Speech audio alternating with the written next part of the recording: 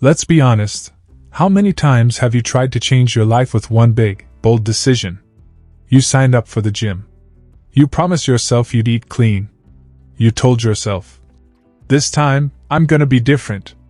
And maybe it worked, for a few days, a week, maybe even a month. But eventually life got loud. You got tired. Motivation faded. And just like that, you were back where you started, frustrated, disappointed, and blaming yourself for not having enough willpower. That's the trap most of us fall into. We've been taught that change has to be big to be meaningful, that we need to overhaul everything to make a real difference. But what if the secret to lasting transformation wasn't in going big, but in going small? Like really small. So small it almost seems silly at first. That's where BJ Fogg steps in. BJ Fogg is not your average self-help author. He's a behavioral scientist at Stanford University, and he's spent over 20 years studying the mechanics of habit formation. What makes behaviors stick, and why so many of our efforts to change fall apart. In tiny habits, the small changes that change everything, Fogg takes everything he's learned from years of academic research, real-world coaching, and personal experimentation, and distills it into something beautifully simple. You don't need to rely on motivation to change your life. You need a system that works even when motivation fails. Published in December 2019, right before a global pandemic reshaped our world, Tiny Habits couldn't have arrived at a better time. It's a lifeline for anyone feeling stuck, overwhelmed, or tired of chasing unsustainable routines. But this book isn't just about productivity or performance. It's about hope. It's about showing you that change is possible, that you're not broken, and that even the smallest shift can ripple out into something extraordinary. Fogg introduces a revolutionary idea: plant your new habit like a seed, anchor it to something you already do. Like brushing your teeth or making your morning coffee, and then nurture it with a tiny celebration. You don't need to run 5 miles. Just put on your sneakers. You don't need to meditate for 30 minutes. Just take one deep breath. These little moments may feel insignificant, but over time, they compound into massive transformation, not because you pushed harder, but because you worked smarter. And here's the beautiful part: Fogg's method actually builds your confidence. Every time you succeed at a tiny habit, no matter how small, your brain lights up. It starts to see you as someone who follows through, someone who takes action. That identity shift is what fuels real, lasting change. The goal isn't perfection, it's momentum, progress, movement. And it all starts with something so simple: you can do it even when you're tired, stressed, or just not feeling it. What makes Tiny Habits so powerful is that it doesn't try to fix you. It doesn't shame you into change. It respects your humanity, your limitations, your real life. Fogg's approach is filled with warmth, humor, and compassion. He's not yelling from the mountaintop. He's walking beside you, showing you how to create change that actually fits your life, not fights it. This isn't another book about crushing your goals or grinding harder.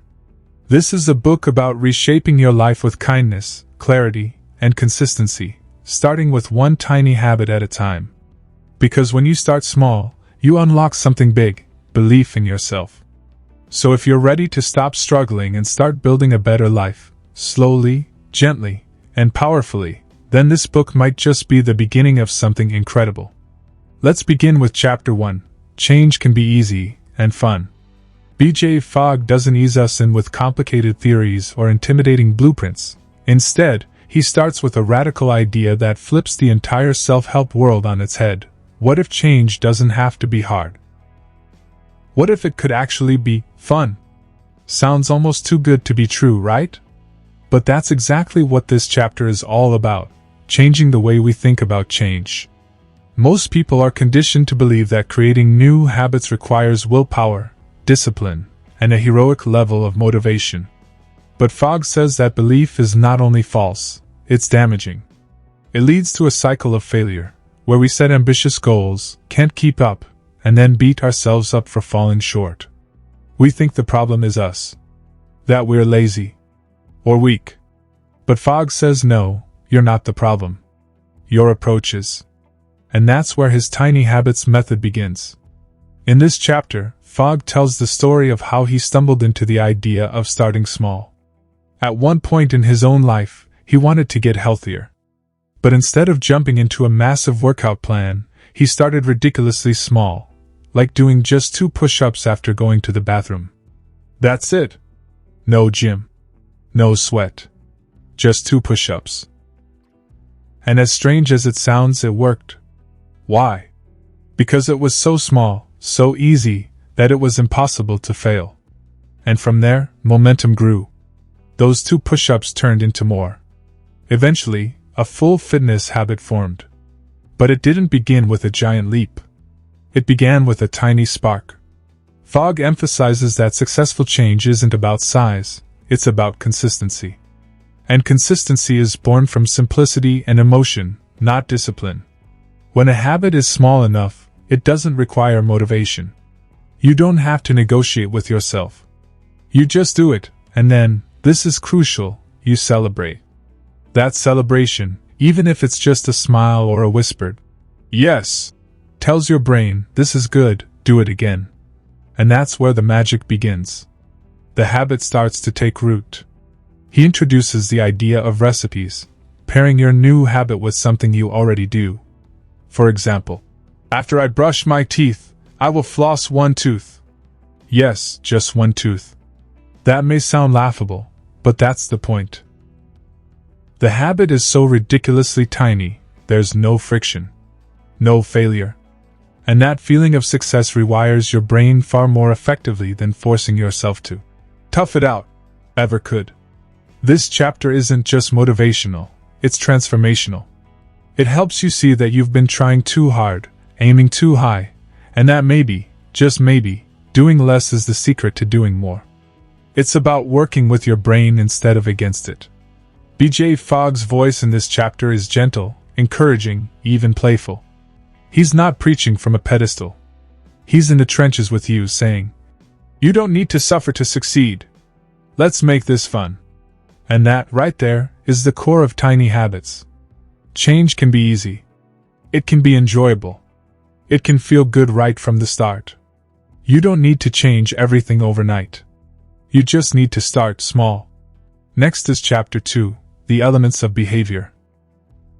Now that BJ Fogg has shaken up everything we thought we knew about change, it's time to pull back the curtain on the actual science behind behavior. In this chapter, Fogg breaks it down in the simplest, most relatable way possible, so you can finally understand why people do what they do, and why they often don't. At the heart of it all is something he calls the behavior model. It's not complicated or academic, it's refreshingly clear. Fogg tells us that every behavior happens when 3 elements come together at the same time: motivation, ability, and a prompt.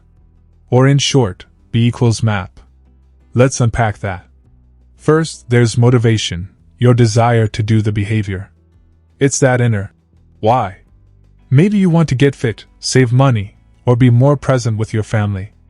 That motivation matters, but here's the catch: motivation is unpredictable. It goes up and down like a roller coaster. Sometimes you're fired up, ready to conquer the world. Other days, just getting out of bed feels like a win. If you depend on motivation alone, you're building your habits on shaky ground. Next is ability, how easy or hard the behavior is to do. This is a game changer.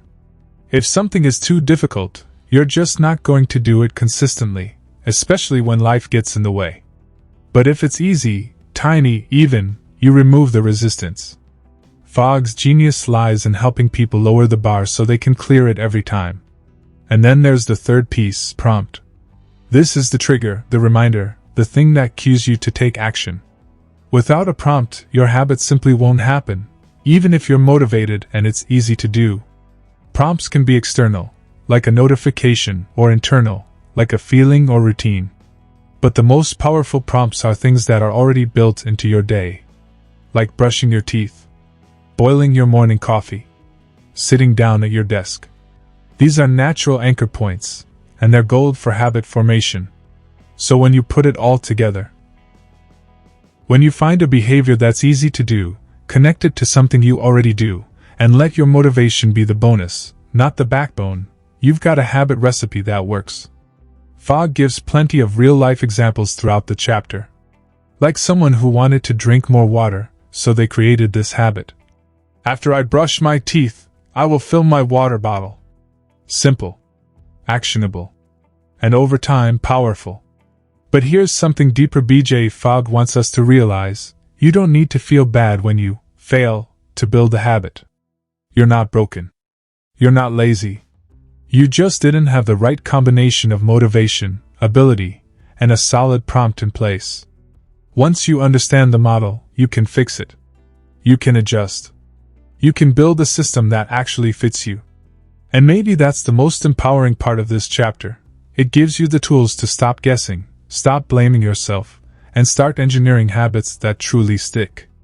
Behavior is not random. It's a recipe. And once you know the ingredients, you can cook up the life you want, one tiny habit at a time. Let's keep the momentum rolling. Here's Chapter 3, Motivation, Focus on Matching. In this chapter, BJ Fogg takes one of the most talked about forces in behavior change, motivation, and completely reframes it. Most people think motivation is everything. That if you want something badly enough, you'll make it happen.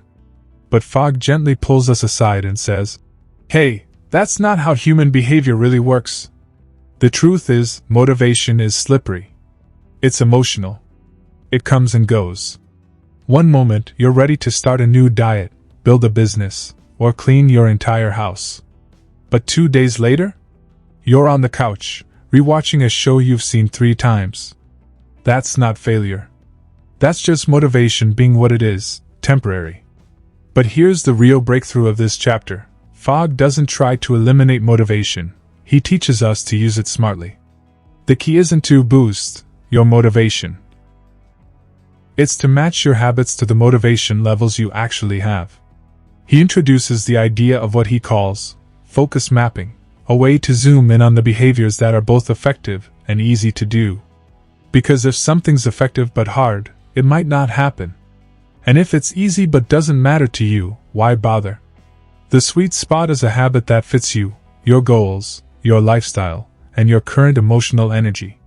Fogg shares a powerful exercise in this chapter. Instead of forcing yourself into habits that don't feel right, you generate a list of possible habits you could build, then go through them and ask, which ones actually excite me? You're not looking for what sounds good on paper. You're looking for what feels right. What makes you say, "Yeah, I could do that. I want to do that." For example, if your goal is to be more active, the big answer might be running a mile every morning. But what actually matches your life right now? Maybe it's doing 5 squats after you pour your morning coffee. That might sound small, but it's the kind of habit that can survive real life. Busy mornings. Tired days. The ups and downs of energy and mood. It's realistic, and that means it can grow. This chapter helps us shift from forcing behavior to designing it. You're not demanding change, you're inviting it, in a way that respects who you are and what you're capable of right now. And here's the best part. When your habit matches your motivation, it doesn't feel like a chore. It feels natural, enjoyable, even exciting. That emotional alignment is what makes the habit stick. Fogg also reminds us not to chase motivation highs. Instead, design habits that don't require motivation at all. Habits so small and so well matched to your routine that you don't need to psych yourself up every day. You just do them, effortlessly. And over time, those tiny matched behaviors create massive change. So instead of blaming yourself for not being motivated enough, this chapter teaches you to ask a better question. What habit fits me right now? That one shift can change everything. Next is Chapter 4, Ability, Easy Does It. So far, BJ Fogg has helped us understand the hidden architecture of behavior, and now we arrive at one of the most freeing lessons in the whole book. When it comes to creating habits that last, it's not about trying harder, it's about making things easier. This chapter is like a deep breath of fresh air. Because let's be honest, most of us have been conditioned to believe that success demands grit, grind, and non-stop hustle. But Fogg flips that old mindset on its head. He says that the real key to habit change isn't pushing yourself harder, it's removing friction. And that means dialing up your ability to do a behavior. Now, when Fogg talks about ability, he's not talking about talent or skill. He's talking about how easy or difficult a behavior is to do in the moment. He introduces what he calls the ability chain, a series of links that determine how doable something really is. These links include things like time, money, physical effort, mental effort, and how well the behavior fits into your existing routine. Think about it. If something takes too long, costs too much, or feels mentally exhausting, you're going to avoid it. Not because you're lazy, but because your brain is wired to choose ease. And once you understand that, you can start designing habits that your brain actually wants to follow through on. Fogg gives real-world examples that make this so relatable. Let's say you want to read more. A hard version of that habit would be, read for 30 minutes every night before bed. That sounds good, but if your days are exhausting, that's a tough ask. An easier version? After I get into bed, I'll read one sentence from a book. One sentence. That's it. No pressure. But what often happens is, once you start, you naturally want to read more. The secret was simply lowering the barrier to entry. He even shares how he used this approach to build the habit of eating healthier. Instead of, prepare a nutritious meal every night, he started with, after I put my dinner plate in the sink, I will eat one baby carrot. It's tiny. Almost silly. But it's doable. And over time, that small step created a ripple effect. Another powerful concept in this chapter is what Fogg calls starter steps. These are the tiniest actions that get the ball rolling. You don't have to do the whole thing, you just have to start. Like putting on your workout shoes, or opening the meditation app, or laying out your journal. These steps build momentum, and momentum is gold when it comes to habit formation. What Fogg is teaching us here is compassionate discipline. It's not about lowering your standards, it's about building a foundation that fits your life. When something is easy to do, you're more likely to do it consistently. And when you do it consistently, you build identity. You start seeing yourself as someone who does the thing. And that identity drives behavior long term. So if you've been beating yourself up for not sticking to your habits, this chapter offers a gentle but powerful shift. Make it easier. Shrink the habit. Reduce the friction. And just start. Because when you do, you'll discover that small actions, done with ease, can change everything. Next is Chapter 5, Prompts, the Power of After. Imagine this, you've made a decision to start meditating every morning. You've got the motivation. You know it's good for you. You even created a space in your living room. But as you roll out of bed each day, it never crosses your mind. The days slip by, and soon enough, the meditation cushion remains untouched. What happened? You're motivated, and you've got the ability to meditate, but you're missing one crucial piece, a prompt. In this chapter, BJ Fogg introduces us to a game-changing concept, the prompt. It's the bridge between wanting to do something and actually doing it. Without a prompt, all your motivation and plans are like a car without gas. You can't move forward. Fogg shows us that prompts are the key to behavior change, and in this chapter, he walks us through the different types of prompts and how to use them to create lasting change. So, let's break this down. There are three main types of prompts that Fogg identifies: external prompts, internal prompts, and action-based prompts. Each of these works in its own way to trigger the behaviors we want to create in our lives. Let's start with external prompts, the obvious ones, like a notification on your phone, a sticky note on your computer, or even a sound, like an alarm. External prompts are the things in our environment that remind us to take action. They're effective because they act as signals from the outside world, catching our attention and nudging us toward our goal. Then, there are internal prompts, the thoughts or feelings that come from within. For example, the thought, "I'm thirsty," could prompt you to drink water, or the feeling of stress might prompt you to take a deep breath. Internal prompts are tied to our body's sensations or our thoughts, reminding us that it's time to act. And then, There's action-based prompts, which Fogg describes as the most powerful kind. These are prompts that are linked directly to something you already do as part of your daily routine. For example, if you've already created the habit of brushing your teeth every morning, you could attach a new habit to that action. After I brush my teeth, I will meditate for 1 minute. It's simple, effective, and it leverages the habits you've already built. But here's where Fogg takes things to the next level. He introduces the idea of the after prompt. This is a prompt that's tied to something that happens right after you've already completed another task.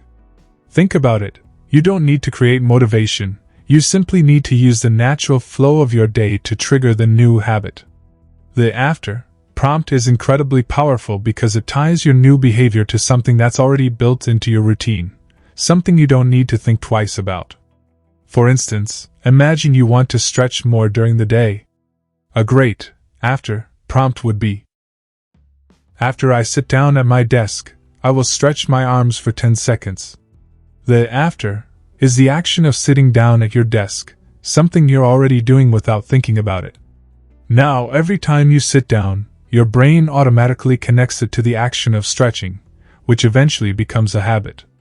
What makes after prompts so powerful is that they capitalize on your existing behavior. You don't need a whole new routine or special motivation.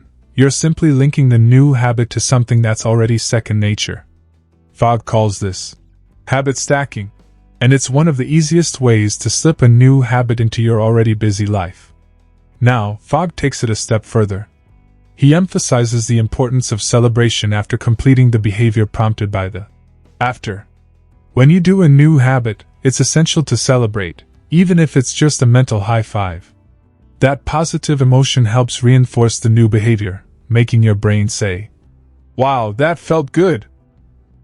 Let's do that again." Over time, these small celebrations build up and create a positive emotional connection to the habit, making it easier to keep going. Fogg also warns us not to depend too much on external prompts like alarms or reminders. They can help in the beginning, but eventually the goal is for the prompt to become so deeply embedded in your routine that it becomes automatic. In essence, your new habits should start to feel like the natural extension of your day. No reminders, no forcing yourself to remember. They just flow seamlessly into the rest of your life. Fogg's ultimate message here is about creating a system where prompts are built into your everyday life, things you can rely on without effort. You're not waiting for the right moment. You're not relying on motivation that may or may not show up. You're simply using what's already there in your environment and your routine to trigger the behavior you want. It's a gentle, sustainable way to make habits stick. Let's move into Chapter 6. Emotions Create Habits. In this chapter, BJ Fogg reveals a fundamental truth about human behavior. Emotion is the fuel for habit formation. It's not just about the actions you take, it's about how those actions make you feel. Emotions are the invisible force that drives you to repeat behaviors, and without them, habits simply don't stick. Fogg explains that the brain is wired to remember and repeat behaviors that feel good, and it's this emotional connection that turns simple actions into lasting habits. Think about it. If you associate a habit with a feeling of pleasure or satisfaction, you're much more likely to do it again. This chapter is all about understanding how to harness emotion to make your habits not only stick but grow stronger over time. He starts by telling us that celebration is a key part of this emotional loop. The small moments of joy, excitement, or satisfaction that you feel after completing a habit are what make your brain remember that behavior. And it's that emotional reinforcement that makes the habit become automatic. The idea is simple. The more you feel good about a behavior, the more you'll want to do it. But here's the catch. It's not about forcing yourself to feel happy or excited every time you do a habit. Fogg explains that it's about finding subtle emotional rewards in the small moments. Whether it's the sense of pride after finishing a workout, the satisfaction of crossing something off your to-do list, or the calm feeling after a minute of meditation, these small emotional victories are what keep you coming back. For instance, Fogg shares how he used celebration to build his own habits. When he created a tiny habit of eating a healthy snack after lunch, he made a point to celebrate by saying, "Good job, BJ," in his head. It might sound silly, but that simple acknowledgement created a positive emotion attached to the behavior, and that made him want to keep doing it. The result? A behavior that became automatic, effortless, and, most importantly, fun. This chapter also touches on a very important point about habit strength. Fogg explains that some emotions are more powerful than others when it comes to habit formation. Positive emotions, like joy, pride, and satisfaction, build habits more effectively than negative ones, like guilt or shame. If you associate a habit with something that feels bad, like forcing yourself to do it out of obligation, your brain will resist. But when you pair a habit with positive emotions, even small ones, the habit becomes something you want to do, not something you have to do. To make this emotional connection stronger, Fogg suggests that we celebrate immediately after completing a habit, no matter how small. It's the emotional payoff that sends a signal to your brain that says, "This is good. Do it again." These celebrations can be internal, like a simple "yes," or an internal high five, or external, like a fist pump or a smile. The goal is to create that positive emotional association so deeply that your brain starts to crave the reward of doing the habit. Fogg also introduces the idea of emotional contagion, the way your emotional state can influence your actions and the actions of those around you. Positive emotions spread easily, so if you can make your habits feel rewarding, you're not just influencing your own behavior, but potentially the behavior of others as well. When people around you see how enjoyable and fulfilling your habits are, they may feel inspired to start their own. Ultimately, this chapter teaches us that emotion is the glue that holds our habits together. It's not enough to simply do something consistently. You need to enjoy it. You need to feel good about it. When your habits are emotionally rewarding, they'll naturally grow stronger, and eventually, they'll become a seamless part of your life. Instead of battling resistance, you'll be welcoming it, because the positive emotions attached to your habits will make them something you look forward to. Let's dive into Chapter 7, The Power of Celebrating Small Wins. In this chapter, BJ Fogg reveals the secret sauce that makes habits stick: celebrating small wins. If you've ever struggled with making a new habit last, you might have found yourself focusing too much on the big picture, hoping for a massive, dramatic change. But Fogg flips the script by encouraging us to focus on the tiny wins, the everyday victories, no matter how small they seem. In fact, it's the little wins that make the biggest impact. This chapter is all about how to reinforce behavior through celebration. And when Fogg talks about celebration, he's not just talking about a big party or a grand gesture. It's the tiny, everyday moments of acknowledgement, like a mental high five or a quiet, "good job," to yourself, that have the power to change everything. The reason why this works is simple. Celebration releases dopamine, the brain chemical that makes you feel good and motivates you to repeat the behavior. Fogg explains that celebrating small wins is key to building momentum. It's easy to get caught up in the end goal and feel discouraged if progress seems slow. But when you shift your focus to celebrating each step along the way, every small success feels like a victory. This is what keeps the momentum going, and what prevents frustration from creeping in. Rather than focusing on the distance between where you are and where you want to be, celebrating the small wins keeps you motivated by highlighting how far you've already come. For example, let's say you want to start exercising regularly. Instead of waiting for the day when you can run 5 miles or lift a certain amount of weight, celebrate each step. Maybe you did 5 minutes of stretching or took a short walk around the block. That's a win. Fogg emphasizes that every single action that brings you closer to your goal deserves celebration.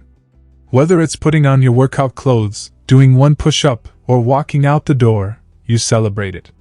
These small, consistent celebrations build up and create a habit loop where your brain looks forward to the positive reinforcement, making the habit easier and more enjoyable to repeat. Fogg also explains how celebration ties into your identity. As you celebrate small wins, you start to associate yourself with the identity of someone who consistently takes action. For example, if you're celebrating your small wins in a fitness routine, you'll begin to see yourself as someone who is fit, even if you've just taken a few small steps. That identity rooted in small, daily celebrations, becomes the foundation for lasting change. The behavior doesn't feel forced or like something you have to do. Instead, it feels like something you want to do, because you've created a positive emotional loop around it. Fogg also shares how this principle works in his own life. He explains how, after making a small habit of eating healthy snacks, he would celebrate by mentally saying, "Good job, BJ!" It wasn't about doing something perfect, it was about acknowledging the effort, however small, and recognizing it as progress. Over time, these tiny moments of celebration built up into something bigger, a new habit that felt natural and effortless.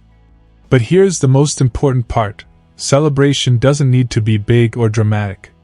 It can be as simple as feeling good about your efforts. It can be a quick yes to yourself, a fist pump, a smile in the mirror. Whatever it is, it's about acknowledging that you're doing something that serves you. And that feeling of acknowledgement is the spark that keeps you going. The beauty of this is that it doesn't require perfection. You don't need to hit some grand milestone for a celebration to be meaningful. If you're simply showing up and doing the thing, that's cause for celebration.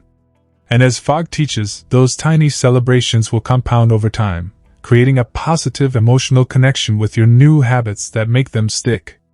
Let's move on to Chapter 8, Troubleshooting Habits. So, you've started building some new habits. You've celebrated your small wins, connected with your emotions, and even used prompts to make things easier. But sometimes life happens. You miss a day, or two, or even a week. Or maybe a new habit just isn't sticking as well as you hoped. You're frustrated. What do you do now? Well, BJ Fogg has the answer in this chapter, Troubleshooting Your Habits. Fogg starts by reassuring us that habit building is not a straight line. It's normal to stumble, to face setbacks, and to have moments where things don't go according to plan. The key, though, is to approach these challenges with curiosity and problem-solving, not with shame or self-blame. Rather than seeing a missed day as a failure, think of it as a feedback loop, an opportunity to figure out what went wrong and how to adjust. One of the first pieces of advice Fogg offers is to reduce the difficulty. If a habit feels like it's too much work, it's too easy to give up. But if you scale back the habit to something so small that it feels effortless, it becomes much easier to do consistently. Fogg uses a personal example. He wanted to start doing push-ups every day, but instead of aiming for 30 right out of the gate, he started with just one push-up. It might seem silly, but it worked. Once he did one, it was easy to do more. The key was lowering the bar enough that failure wasn't an option. This is what Fogg calls the tiny habit approach. You don't start big, you start small. And once you get the ball rolling, it becomes easier to build up. This strategy works because it eliminates the resistance that comes with overwhelming goals. Starting small doesn't feel intimidating, it just feels easy. And that's how you create consistency. Another great troubleshooting tip from Fogg is to make sure your prompts are in the right place. If you're forgetting to do your habit, it could be that the prompt is too weak or misplaced. For example, if you want to remember to drink water but don't have a visual reminder, you might forget. So, Fogg suggests putting prompts in places you can't ignore, on your desk, in your bathroom, by your coffee machine. These visible prompts serve as constant reminders, nudging you toward your habit. Fogg also touches on the idea of habit stacking, taking an existing habit and pairing it with a new one. This works because your brain is already used to the first habit, so attaching the new habit to it makes the new behavior automatic. For example, if you already brush your teeth every morning, then after brushing your teeth, you could immediately do 1 minute of stretching.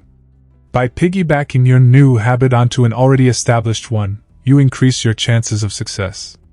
It's like adding a new layer to something that's already part of your routine. Another key point Fogg brings up is the role of motivation. Sometimes, the reason a habit isn't sticking is simply that your motivation level isn't high enough. But Fogg argues that you shouldn't rely too heavily on motivation to make habits happen. Instead, he suggests adjusting your environment and your behavior so that you can do the habit even when motivation is low. It's like setting yourself up for success by creating habits that don't require willpower to perform. And let's not forget emotion. The chapter wouldn't be complete without it. Fogg emphasizes that you need to continue finding ways to celebrate your success, no matter how small. When you're troubleshooting a habit that's struggling, adding the emotional reward of celebration can be the missing ingredient that reignites your commitment. Remember, the more you feel good about a habit, the more likely you are to keep doing it. Finally, Fogg encourages us to be kind to ourselves when things don't go perfectly. Habit formation isn't a race, and it's okay if you falter along the way. The most important thing is that you don't give up. If something isn't working, adjust it. Tweak the habit, change the prompt, or make it smaller. The process of troubleshooting habits is all about being flexible and resilient, not perfectionist. Let's dive into Chapter 9, Advanced Tiny Habits. In this chapter, BJ Fogg takes us beyond the basics and introduces advanced strategies for making tiny habits work even more effectively. You've mastered the art of starting small, celebrating your wins, and troubleshooting when things don't go as planned. But now, Fogg shows you how to expand your habits and apply them to different areas of your life, unlocking a whole new level of transformation. Fogg begins by reminding us that while the tiny habit method is simple, it's incredibly flexible. The real power of the system comes when you start experimenting with it in different contexts, scaling it up to suit your lifestyle and goals. He suggests thinking of tiny habits like a toolbox. You can mix and match strategies depending on what you need at the time. There's no one-size-fits-all approach. The idea is to figure out what works for you, and then adapt it to create even more powerful results. One of the advanced strategies Fogg shares is the habit multiplier, where you take one tiny habit and expand it into multiple habits over time. This is where the magic happens. Let's say you start with a tiny habit of stretching for just a minute every day. Once that's solidified, you can add more stretches as your habit grows. Eventually, this tiny habit could snowball into a full-on yoga routine, without you feeling overwhelmed by the thought of doing an hour-long session from the start. By multiplying your tiny habits, you can gradually expand them to match your bigger aspirations. Fogg also discusses the importance of finding your habit recipe. This involves figuring out which tiny habits work best for you and your lifestyle. Everyone's recipe will look different, and the key is to create a personalized set of habits that align with your goals. For example, if you want to build a more productive morning routine, your habit recipe might include drinking a glass of water as soon as you wake up, followed by stretching, and then writing down 3 things you're grateful for. It's a combination of tiny habits that set the tone for a successful day, and it's tailored to your specific needs. But here's the twist: advanced tiny habits don't just come from adding more to your routine. Fogg emphasizes that sometimes, the best way to advance your habits is by simplifying them even more. This might seem counterintuitive, but Fogg argues that we often overcomplicate things when we try to build habits. In reality, the simpler the habit, the more sustainable it becomes. So, rather than focusing on grand goals, keep scaling down to the tiniest, most manageable version of your habit, and let it grow naturally. One example of this is habit chaining, a method where you stack tiny habits in a way that makes them feel like one continuous flow. For instance, if you want to make a habit of reading every day, you could stack that habit after something you already do regularly, like your morning coffee. You could say, "After I pour my cup of coffee, I will read 1 page of a book." The act of pouring your coffee is your cue, and reading 1 page is your tiny habit. Over time, this can build into a longer reading habit as you layer on more pages. Fogg also touches on the power of social support in this chapter. As you advance your tiny habits, having others involved can amplify the process. Whether it's a friend or a community, accountability can make it even easier to build habits that stick. Just knowing that someone else is working on similar habits, or that you're sharing your progress with the group, can keep you motivated. But Fogg stresses that, in the end, the habit must remain intrinsically motivating. The rewards must come from within, not from others. The final advanced strategy Fogg discusses is reinventing your identity. As your tiny habits start to grow, you begin to see yourself differently. You might go from being someone who struggles with exercise to someone who is active because of the new habits you've built. This identity shift is one of the most powerful aspects of the tiny habits method because when your habits align with your identity, they become part of who you are, not just something you do. Your habits reflect your true self, they define you, and over time, they shape you into the person you want to become. Now we have Chapter 10, the Golden Rule of Habit Change. In this chapter, BJ Fogg lays out what he calls the Golden Rule of Habit Change, and it's one of the most powerful concepts in the entire book. If you've been following along, you've already learned how to start small, troubleshoot, and expand your habits. But now, Fogg introduces the core principle that can truly supercharge your success. Feel good, and the habit will stick. It's as simple as that. Your emotions are the key to lasting habits. Fogg argues that no matter how structured or detailed your habit-building plan is, it's the feeling you have while doing the habit that ultimately determines its success. If a habit feels good, you'll naturally want to do it again. If it feels bad, you'll avoid it, no matter how much willpower you try to muster. What does feeling good mean in the context of habit change? It's not just about pleasure or reward, but about how the habit makes you feel in the moment. Fogg dives into the idea that emotion is the fuel that powers behavior. When you associate positive emotions with a new habit, your brain remembers that feeling and starts to crave it.